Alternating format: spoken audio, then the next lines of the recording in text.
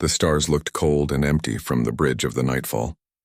Captain Jake Morrison stood at the main window watching space through tired eyes. His ship floated quietly in the asteroid belt, hidden from anyone who might be looking. The nightfall was small and old, but it was home to the last humans still watching the galaxy. Jake turned to look at his crew. Amy Chen sat at the pilot controls, her fingers dancing over the buttons with easy skill. She could fly their ship through anything, even when bigger, faster ships tried to catch them. Carlos Rodriguez worked at his engineering station, fixing things that broke and making their old systems work better than they should. Beth Taylor listened to radio signals from across the galaxy, her headphones covering her ears as she tracked the endless war. The war had been going on for 200 years. The Zephyrian Empire controlled most of the galaxy now. They were big lizard-like aliens with powerful weapons and ships that moved like they shared one mind. They crushed anyone who stood against them. The only free worlds left were in something called the Outer Rim Alliance. These were smaller alien races who had joined together to fight back, but they were losing badly. Jake remembered when humans had tried to fight the Zephyrians 50 years ago. Admiral Lisa Grant had led the human fleet into battle at Titan's Gate. She knew they could not win, but she fought anyway to give Earth time to escape. Half the human ships died that day, including Lisa Grant herself. After that, Earth told everyone that humans were leaving the galaxy forever. But they had not really left. Ships like the Nightfall stayed behind, hidden in empty places between the stars. They watched and listened, but they never helped and never showed themselves. Most aliens thought humans were all dead now. Jake sometimes wondered if that was better than the truth. "Captain?" Beth called out, pulling off her headphones. "I'm getting something big on the emergency channels." Jake walked over to her station. "What kind of big?" "It's from Sanctuary Station. Commander Velak is sending messages on every frequency they have." Beth looked worried. "Sir, I think the Alliance is about to fall." Jake felt his stomach drop. Sanctuary Station was the last major base the Alliance controlled. If it fell, the Zephyrians would own everything. "Put it on speakers." The voice that filled the bridge sounded desperate. Commander Velak was one of the Cathara, an insect-like race that moved fast and thought faster. But now his voice shook with fear. "This is Commander Velak of the Outer Rim Alliance. Sanctuary Station is under attack. We have lost contact with our outer defenses. Zephyrian forces are moving toward our position. We call out to anyone who can hear this message. Any ship, any fleet, any civilization that still fights for freedom. Please, we cannot hold much longer." The message repeated again and again. Jake closed his eyes and tried to think. For 50 years, the Nightfall had followed orders to stay hidden. They were supposed to watch and report back to Earth, nothing more. But Earth was far away and the Alliance was dying right now.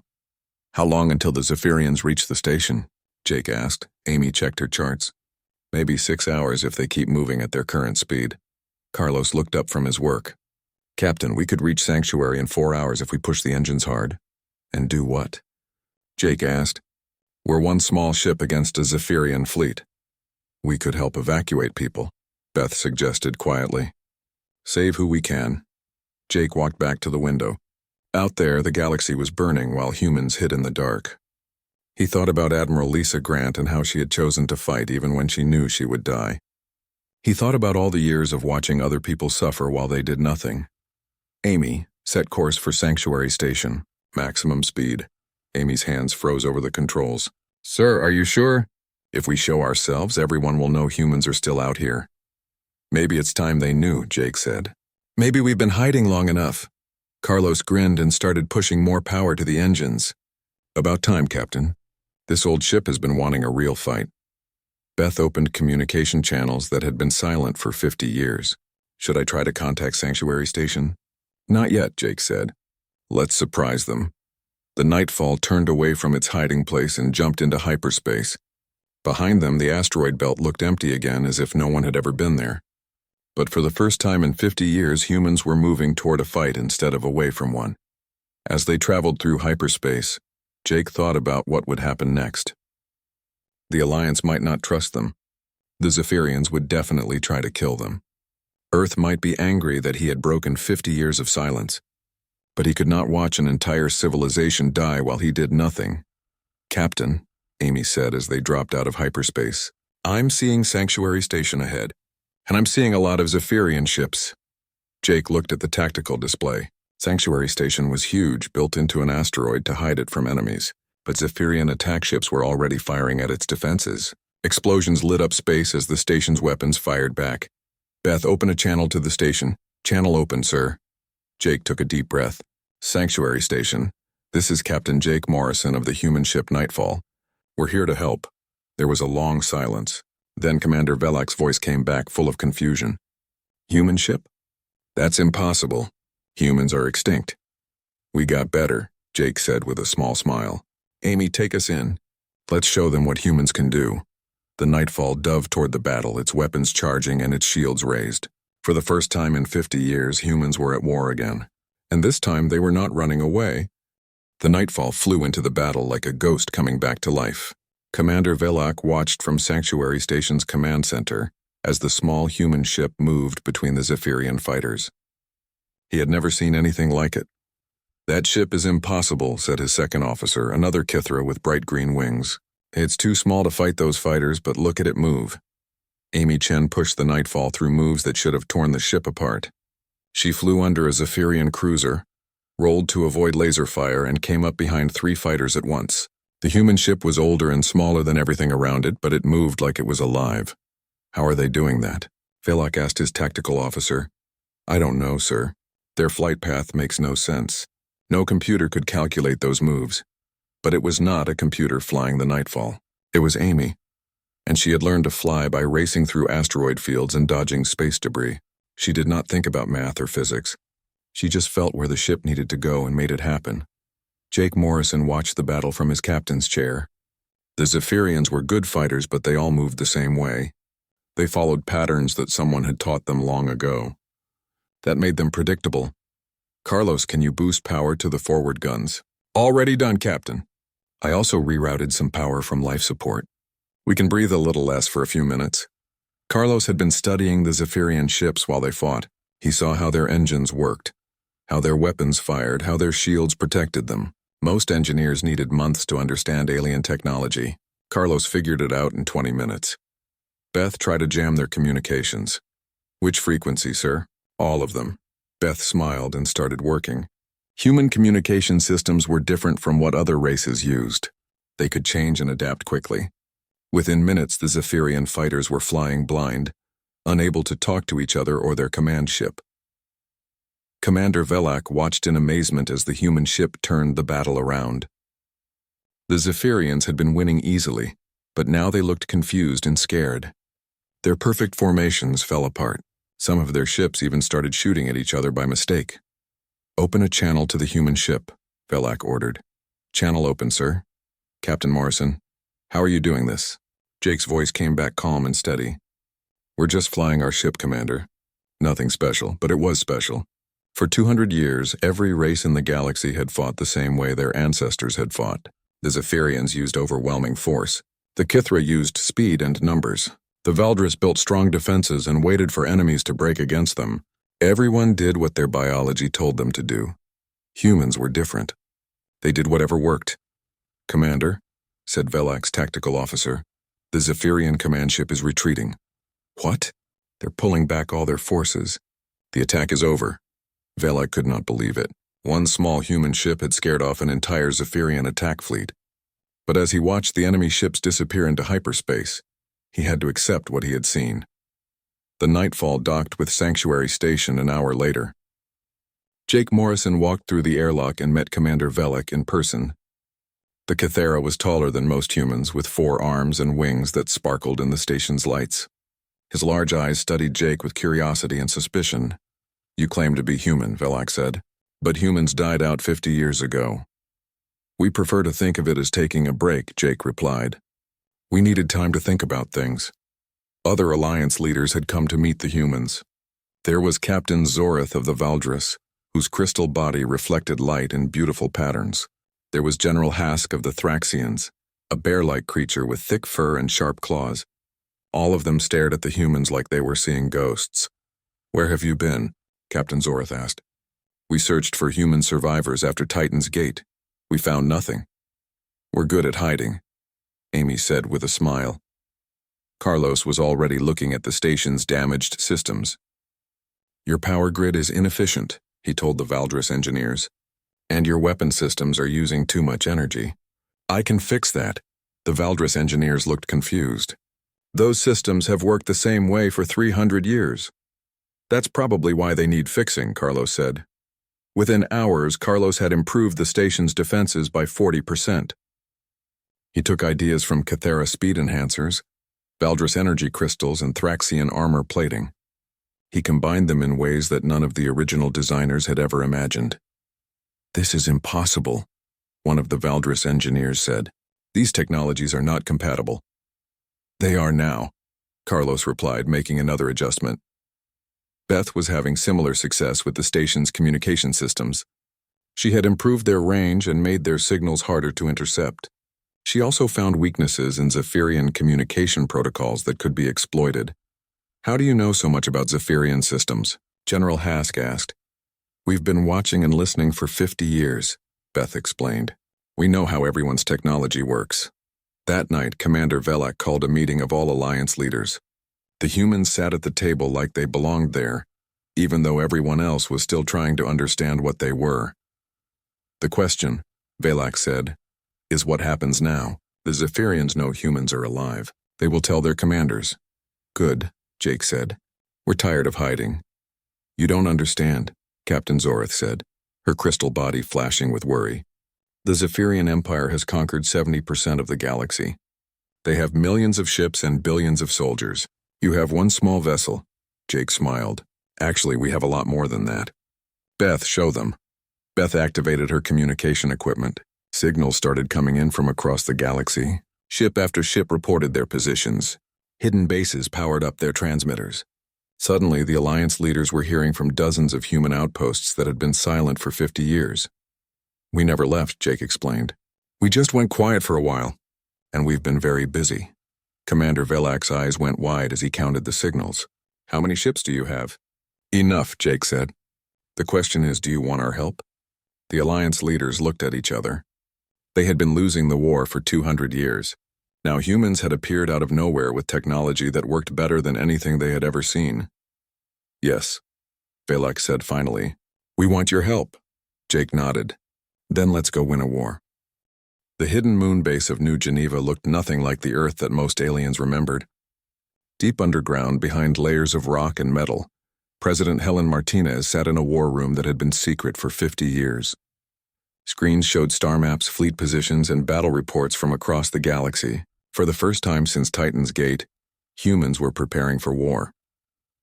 The Alliance has accepted our offer, reported General Patricia Stone, a tall woman with gray hair and sharp eyes. Commander Velak wants to meet with you personally. Helen nodded. She had been waiting for this day since she took office 10 years ago. What about our fleet status? Captain Kate Williams has the Liberty ready to deploy. 20 ships are standing by for the first wave. Admiral Rebecca Stone's battle group is moving into position near the Kepler system. Dr. Alex Thompson entered the room carrying a data pad full of technical reports. He was younger than most of the other leaders, but his work had made the new human fleet possible. Madam President, our technology integration is complete. Every ship in the fleet now has adaptive AI systems. Helen smiled. The adaptive AI was humanity's greatest achievement during their 50 years of hiding. While other races built computers that could only work with their own technology, humans had created AI that could learn from any alien system it encountered. A human ship could capture enemy technology and start using it within hours. What about the neural command interface? Helen asked. Tested and ready, Alex replied. Our fleet commanders can now coordinate with each other at the speed of thought. No delays, no miscommunication. It's like having one mind controlling multiple bodies. This was another human advantage. Most alien races communicated slowly because they had evolved to think in specific ways. Zephyrians made decisions through rigid hierarchies. Kithra moved fast but could not coordinate large groups. Valdris thought carefully but took too long to act. Humans had learned to think like all of them when they needed to. Kate Williams stood on the bridge of the Liberty, watching her fleet prepare for their first real mission in 50 years. Her ships looked strange compared to the sleek vessels other races built. Human ships were modular, designed to be rebuilt and improved constantly. What they lacked in beauty, they made up for in flexibility. Ma'am, called her communications officer. "We're getting signals from Alliance ships requesting permission to escort us to Sanctuary Station." Kate laughed. "Tell them we appreciate the offer, but we can take care of ourselves." The truth was that human ships were much more dangerous than they looked. Each vessel carried weapons and defenses stolen from a dozen different alien technologies. A human destroyer might have Zephyrian plasma cannons, Kythra speed boosters, Valdris energy shields, and Thraxian armor plating, all working together in ways their original creators had never imagined. "Fleet Commander," called her tactical officer, "I'm detecting Zephyrian patrol ships moving to intercept us." "How many?" 12 heavy cruisers. They're demanding that we surrender." Kate considered her options. The old human fleet would have run from those odds, but her ships were not the old fleet. "Signal all ships. Let's show them what 50 years of preparation looks like." The battle lasted 15 minutes. When it was over, 6 Zephyrian cruisers were destroyed and the other 6 were retreating as fast as their engines could carry them. The human fleet had not lost a single ship. More importantly, they had captured intact Zephyrian technology that Dr. Thompson's teams could study and improve. Back on New Geneva, Helen Martinez received reports from human outposts across the galaxy. For 50 years, these hidden bases had been watching, learning, and preparing. They had infiltrated alien communication networks, studied every major military engagement, and built detailed files on every important leader in the galaxy. "Ma'am," said Intelligence Director Ryan Foster, "we know more about the Zephyrian Empire than they know about themselves. We have maps of all their bases, details of their fleet compositions, and psychological profiles of their commanders." "What about their ultimate weapon?" Helen asked. Ryan's face grew serious. "The Worldbreaker fleet, 5 massive dreadnoughts, each one capable of destroying a planet. Our sources say they're preparing to use them against Alliance headquarters at New Kepler." Helen felt a chill. The Worldbreaker fleet was the Empire's final solution for stubborn enemies. When normal fleets could not win, they sent the Worldbreakers to turn entire worlds into space dust. "How long before they reached New Kepler?" 2 weeks, maybe less. Helen made her decision. "Contact President Martinez immediately. It's time for the full reveal." 3 days later, Helen Martinez stepped out of her shuttle onto Sanctuary Station. Commander Valak was there to meet her, along with leaders from every remaining free world in the galaxy. The sight of a human president walking among them caused whispers and stares. "President Martinez," Valak said formally, "welcome to Sanctuary Station. We are honored by your presence." "The honor is mine, Commander. Your people have fought bravely against impossible odds. It's time humans did their part." The Alliance leaders gathered in the station's main conference room. Helen stood before a holographic display showing the entire galaxy. Red sections showed Zephyrian territory, which covered most of the map. Small blue areas showed Alliance worlds scattered and isolated. But now, new green dots appeared, showing hidden human outposts throughout Zephyrian space. "For 50 years, Helen began, the galaxy thought humanity was dead. We encouraged that belief because it gave us the freedom to work undetected. While you fought and died, we watched and learned. Every battle you lost taught us how to fight better. Every world that fell showed us the Empire's weaknesses." Captain Zorith's crystal body flashed with anger. "You watched us suffer and did nothing?" "We did what we had to do," Helen replied calmly. "If we had revealed ourselves too early, we would have been destroyed like everyone else. But now we're ready." She activated the holographic display. It showed detailed schematics of Zephyrian ships, battle plans for major campaigns, and personal information about Empire leaders. "We know everything about our enemies," Helen continued. "Their technology, their tactics, their fears, and their weaknesses. More importantly, we've learned how to use their own strengths against them." General Hask leaned forward. "What do you mean?" Dr. Thompson stepped up to explain. "Zephyrian society is based on absolute hierarchy. Orders flow down from the top and no one questions them. It makes them powerful but also predictable. If we can disrupt their command structure, their entire military will collapse." "And how do you plan to do that?" asked Valak. Helen smiled. "We're going to do what humans do best. We're going to break all the rules." The meeting continued for hours as human leaders explained their plan. It was unlike anything the Alliance had ever attempted. Instead of fighting the Empire's strength with strength, they would use flexibility against rigidity, innovation against tradition, and chaos against order. When the meeting ended, Valak approached Helen privately. Can you really defeat the Worldbreaker fleet? Helen looked out at the stars through the station's main viewport. Somewhere out there, 5 massive ships were moving toward New Kepler, ready to end the war forever. Commander, she said quietly, those ships are about to discover why humanity survived 50 years in hiding. We didn't just hide. We evolved. Commander Ryan Foster stood on the bridge of the Defender, watching 5 massive Zephyrian ships approach New Kepler. Each Worldbreaker was 3 kilometers long and carried enough firepower to turn a planet into dust. Behind them came hundreds of support ships, escort fighters, and supply vessels. It was the largest fleet the galaxy had ever seen. Sir, called his tactical officer, the Worldbreaker fleet will reach New Kepler in 6 hours. Ryan nodded calmly. Signal all human ships. Begin Operation Chaos. Across 12 star systems, human vessels that had been hiding for weeks suddenly appeared. But instead of forming a battle line to meet the enemy fleet, they scattered in all directions. To any observer, it looked like the humans were running away in panic. Supreme Admiral Cassix watched from his flagship, the Eternal Domination. He was a huge Zephyrian with scales that had turned dark with age and scars from 100 battles. He had never lost a war, and he did not plan to start now. Admiral, reported his intelligence officer, human ships are fleeing from all sectors. They appear to be abandoning their allies. Cassix smiled, showing rows of sharp teeth. Humans are cowards. They ran 50 years ago and they're running again. Continue to New Kepler. We will end this war today. But the humans were not running. They were doing something the Zephyrians had never seen before. Lieutenant Nicole Adams commanded the stealth frigate Shadow Dancer, invisible to enemy sensors as it moved through space. While the main Zephyrian fleet pushed toward New Kepler, Nicole was attacking their supply lines. Target acquired, called her weapons officer. Fuel transport lightly defended. Fire, Nicole ordered. The Shadow Dancer's weapons turned the transport into scrap metal in seconds.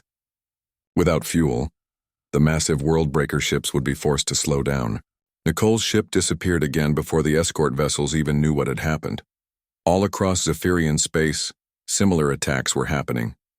Human ships appeared out of nowhere, destroyed supply convoys, and vanished before reinforcements could arrive. It was a type of warfare the Empire had never experienced.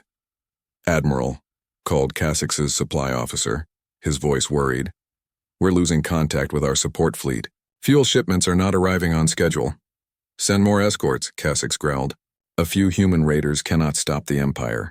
But it was not just a few raiders. Major Sam Garcia led a ground assault on Bastion Prime, the heavily defended world that supplied weapons to the Worldbreaker fleet. His soldiers wore armor that combined technologies from 6 different alien races. They moved with Cathera speed, hit with Thraxian strength, and protected themselves with Valdris shields. Charges placed, Garcia reported to his team. 30 seconds to detonation. The weapons factory exploded in a fireball that could be seen from orbit. Without new ammunition, the Worldbreaker fleet's massive guns would eventually run empty. But the Zephyrians still did not understand what was happening to them. Sir, called Garcia's communications officer, we're getting reports from teams across the sector. All primary weapons facilities have been destroyed. Garcia smiled inside his helmet. Good, signal the fleet. Phase 2 is complete. Admiral Rebecca Stone watched the battle develop from the bridge of the Constitution. She had been Patricia Stone's younger sister, and like her sister, she understood that sometimes you had to think differently to win. The Worldbreaker fleet was almost at New Kepler now, but they were moving slower than planned. Their fuel was running low, their weapons were limited, and their commanders were confused. Ma'am, called her navigation officer, the enemy fleet is entering the Kepler Nebula. Rebecca had been waiting for this moment. The Kepler Nebula was filled with exotic matter that interfered with sensors and communication. Most commanders avoided it because it made coordination difficult. But Rebecca had a plan that would turn those problems into advantages. Signal all ships, she ordered. Begin cascade warfare formation. The human fleet moved into the nebula like ghosts entering a haunted house. Their ships were designed to work independently when communication was cut off. Each captain knew their part of the plan and could adapt to changing conditions without waiting for orders. Supreme Admiral Cassix found himself leading his massive fleet into a nightmare. The nebula's strange matter made his sensors useless. His ships kept losing contact with each other. Worse, human vessels kept appearing out of the cosmic dust, firing a few shots and disappearing again before his gunners could respond. "This is impossible," Kasich roared. "How can they coordinate without communication?" His tactical officer looked confused. "Sir, our analysis suggests they're not coordinating at all. Each ship seems to be acting independently. That makes no sense. No military force can function without central command." But humans were not like other military forces. They had been trained to think for themselves, to adapt to unexpected situations, and to work together without needing constant orders from above. In the chaos of the nebula, these skills gave them a huge advantage. Rebecca Stone waited in the heart of the nebula, her ship hidden behind a cloud of exotic matter.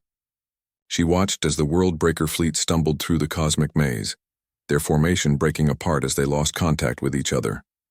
"Target the lead ship," she ordered. "All weapons full power." The Constitution and a dozen other human ships opened fire at the same moment. But they were not trying to destroy the Worldbreaker. Instead, they targeted its weapon systems, causing them to overload and explode. The massive ship's own guns turned against it in a chain reaction of destruction. "Sir," called Rebecca's science officer, "the exotic matter in the nebula is amplifying the explosion. It's creating a cascade effect." Rebecca smiled. This was exactly what she had planned. The destruction of one Worldbreaker caused a wave of energy that spread through the nebula. When it reached the other massive ships, their own weapons began to overload. Supreme Admiral Kasich watched in horror as his invincible fleet tore itself apart. The humans had not defeated the Worldbreakers with superior firepower. They had used the enemy's own strength against them. "All ships retreat," Kasich ordered, but his communication systems were failing. Only 2 of his 5 Worldbreakers escaped the nebula. The other 3 became giant funeral pyres, their wreckage scattered across light years of space. Commander Ryan Foster received the victory report aboard the Defender. "Sir, the Worldbreaker fleet has been defeated. Admiral Stone reports that she's captured Supreme Admiral Kasich." Ryan nodded with satisfaction. "Signal all human forces. Phase 3 begins now." Across the galaxy, human ships emerged from hiding places they had occupied for 50 years, but they were not coming to conquer. They were coming to liberate. On worlds where the Zephyrian Empire had ruled with fear and violence, human forces arrived with medical supplies, food, and engineers who could repair the damage of centuries of war. "Sir," called Ryan's communication officer, "we're getting surrender requests from Zephyrian commanders throughout the sector. Without central leadership, their forces are falling apart." "Accept all surrenders," Ryan ordered, "and make sure our people treat prisoners with respect. We're not conquerors. We're liberators." The war that had lasted 200 years was ending not with a final battle, but with a cascade of surrenders as the Zephyrian Empire collapsed from within. The humans had not just defeated their enemies. They had shown them a different way to live. President Helen Martinez received the news aboard her flagship near New Kepler. The Alliance leaders who had doubted humanity now watched in amazement as human forces brought peace to worlds that had known only war.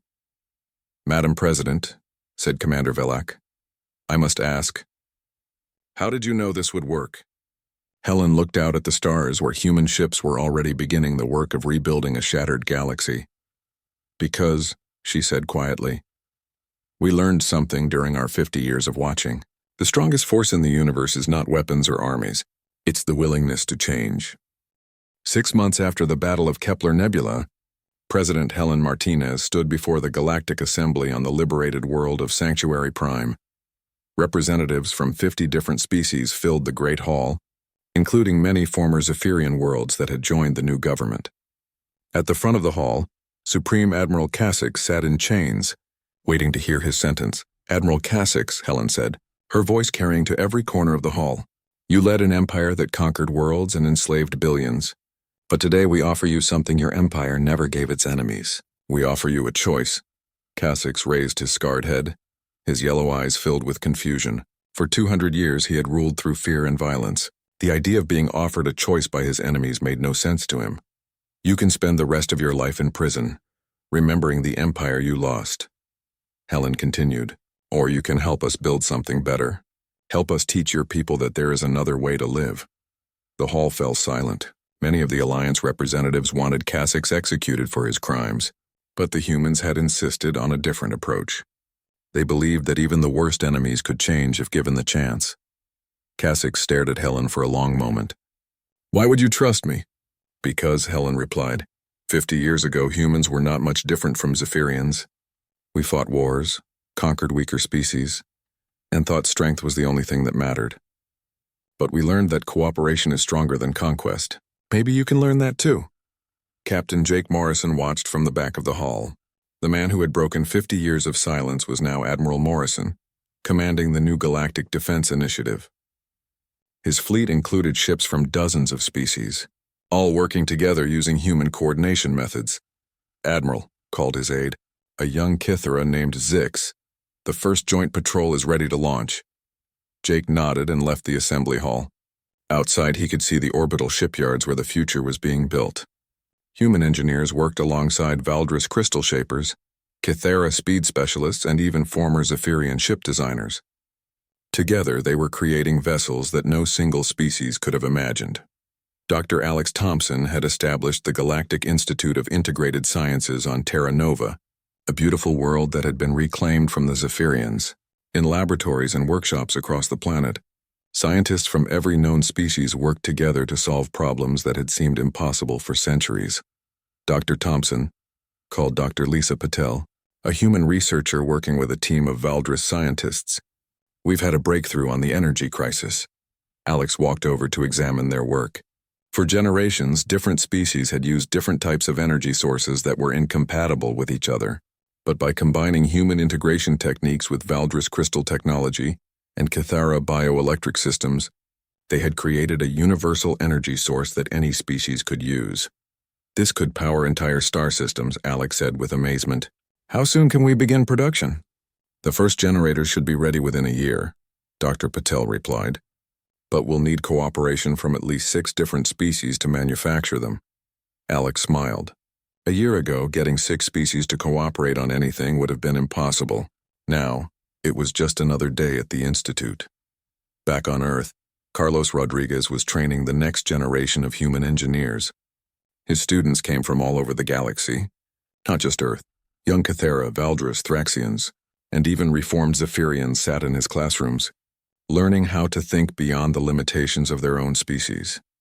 "Remember," Carlos told his students, "technology is not about the tools you build. It's about the problems you solve, and the best solutions come when you combine ideas that were never meant to work together." A young Zephyrian student raised his hand. "Professor Rodriguez, my people always believed that only the strongest technology survives. But your methods seem to suggest that weaker technologies can be more useful when combined." Carlos nodded approvingly. "That's exactly right. Your people built the most powerful weapons in the galaxy, but they were too rigid to adapt when humans started using different tactics. Flexibility is often more valuable than strength." Amy Chen had become the head of the new Galactic Flight Academy, where pilots from every species learned to fly using human methods. Instead of the rigid formations that most alien militaries used, her students learned to think independently and adapt to changing situations. "The key," Amy told her latest class, "is not to fly like a computer. Computers are predictable. Fly like you're alive, like you're thinking and feeling and responding to what's happening around you." Her students included former Zephyrian fighter pilots who were amazed to discover that flying could be creative instead of just following programmed patterns. Many of them became some of the best pilots in the new Galactic Defense Force. Beth Taylor ran the galaxy's new communication network from her base on New Geneva. The network connected every member world instantly, allowing them to share information, coordinate resources, and solve problems together. But more importantly, it allowed different species to talk to each other in ways they never had before. Commander Taylor called her assistant. "We're getting a request from the Outer Rim. They want to join the communication network." Beth smiled. The Outer Rim had been isolated for centuries, suspicious of any outside contact. But as word spread about the new galactic government, even the most remote worlds were asking to be included. "Send them the access codes," Beth ordered, "and put together a welcome package with information about our trade agreements and cultural exchange programs." 5 years after the end of the war, children who had been born during the fighting were now old enough to attend school. On worlds across the galaxy, Human teachers worked with local educators to create schools where young beings from different species could learn together. On the garden world of New Harmony, a class of 8-year-olds included humans, Kythera, Valdris, Thraxians, and even young Zephyrians. Their teacher, Mrs. Sarah Kim, watched as they worked together on a project to design a better water purification system. Miss Kim called a young Kythera named Buzz. "Tommy says our idea won't work because Zephyrian water filters are too slow. And Spike says our filters are too complicated," added Tommy, pointing to his Valdris classmate. Sarah knelt down beside them. "What if you combined both ideas? Use the Zephyrian filters for strength and the Valdris crystals for speed?"